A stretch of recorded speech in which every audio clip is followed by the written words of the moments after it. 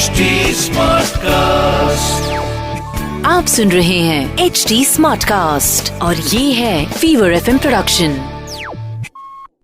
एक बात बताइए, आपको कभी ऐसा लगता है कि आप अपने बॉस का गला घोंट दो? हैं? शो सोल यात्रा में आपका स्वागत है। मेरा नाम है लाइफ कोच शरद और अमन का मेरे पास मैसेज आया है। अमन कहते हैं, शरद, मैंने नई नई नौकरी ज्वाइन की है और इस नौकरी में जो मेरा बॉस है वो मोगैम्बो है, वो हिटलर है, वो सबसे बदतमीज आदमी है इस दुनिया का। वो हमसे बहुत ज्यादा काम कराता है, बड़ा डिमांडिंग किस्म का है और मैं बड़ा परेशान रहता हूँ। बहुत दिनों से सोच रहा था कि आपसे मैं संपर्क साधूं, आपसे अपनी दुविधा, अपनी प्रॉब्लम डिस्कस करूं। तो आज मेरे से रहा नहीं गया और मैंने कहा आपसे ये बात कहूं कि क्या किया जाए ऐसी सिचुएशन में। इस बॉस का कुछ इंतजाम नहीं कर सकते आप? देख यार, तेरे बॉस का तो मैं कुछ इंतजाम नहीं कर सकता अमन, लेकिन मैं तुझे एक कहानी सुनाता हूं। हो सकता है इस कहानी से तुझे एक दिशा मिल जाए, एक डायरेक्शन मिल जाए। तो एक मर्तबा एक लड़का एक हाई एंड रेस्टोरेंट में गया, थोड़े से मैले कुचैले कपड़े पहन के। जो वेट्रेस थी उस रेस्टोरेंट की, उसने इसको भापा और मुंह सा बना लिया और उसने कहा कि yes, how can I help you.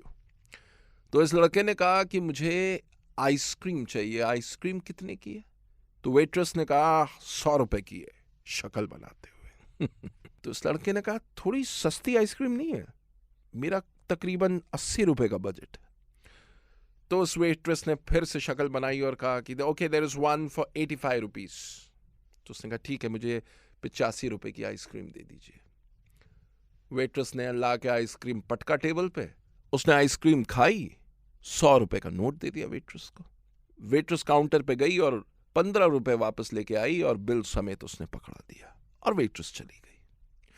जब लौट के वो टेबल पे आई तो उसने देखा कि 15 रुपए का टिप उस बच्चे ने उसके लिए छोड़ दिया था। इस वेट्रेस की आंखों में आंसू आ गए। जिस बंदे को, जिस लड़के को इसने इतनी तुच्छ निगाहों से देखा था, उस बंदे के दिमाग में क्या कैलकुलेशन चल रही थी कि मैं 85 रुपए की आइसक्रीम खाऊंगा और 15 रुपए टिप दूंगा।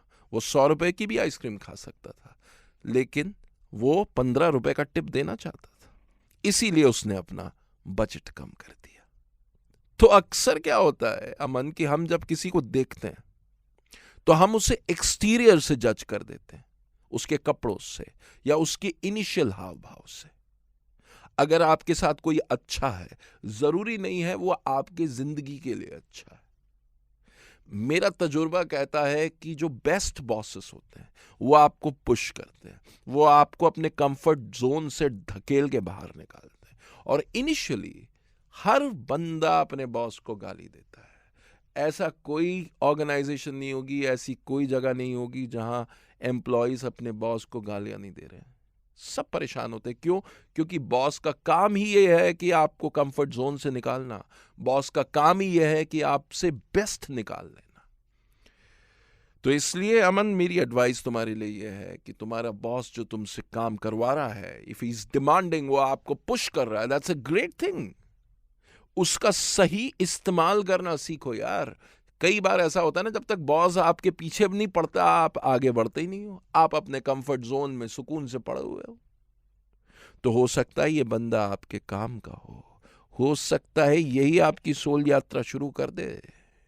तो हर दिन सुबह जब आप जाओ, अपने बॉस की शक्ल देखो, तो मनी मन में, आई एम नॉट सेइंग कि in real life, but money मन में हाथ जोड़ के कहो, thank you so much for pushing me out of my comfort zone.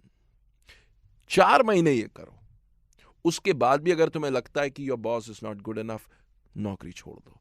क्रिप करके नौकरी करने का कोई मतलब नहीं, फिर दूसरी नौकरी ढूंढो। लेकिन ये याद रखना, 99% केसेस में हर बंदा अपनी ऑर्गेनाइजेशन को गालियां ही देता है।